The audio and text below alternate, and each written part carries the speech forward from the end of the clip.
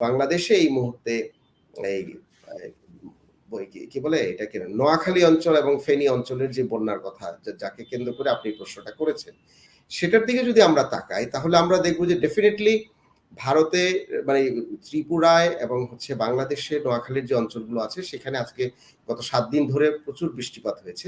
But এটা record বৃষ্টিপাত না। এবং এটা খুবই অ্যালার্মিং জায়গায় যে বৃষ্টিপাত তাও কিন্তু না। এবং এই এছাড়াও সিলেট অঞ্চলেও কিন্তু এখন বন্যা হচ্ছে। এই পার্বত্য চট্টগ্রাম অঞ্চলেও কিন্তু বন্যা হচ্ছে। কিন্তু কেন এই নোয়াখালী এবং ফেনী অঞ্চলে বন্যাটা এত ভয়াবহ রূপ ধারণ করলো যেখানে এত হতাহত, ১৩ জন মারা গিয়েছে।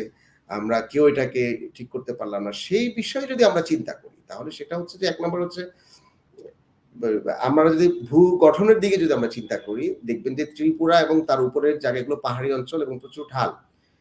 এবং বাংলাদেশ হচ্ছে যে সমতল ভূমি। তো ঢাল থেকে যখন পানিটা নামবে স্বাভাবিক বৃষ্টি কিংবা বেশি বৃষ্টি হলেও পানি নামার যে গতি, সেই গতি তো হলেও আপনার এত বড় বন্যা কিংবা আকস্মিক বন্যা হওয়ার কথা না এই অঞ্চলে।